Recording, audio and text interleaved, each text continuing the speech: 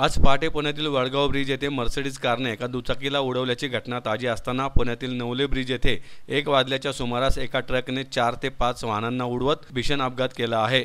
एका दुचाकीस्वाराचा याच जागीच मृत्यू झाला आहे।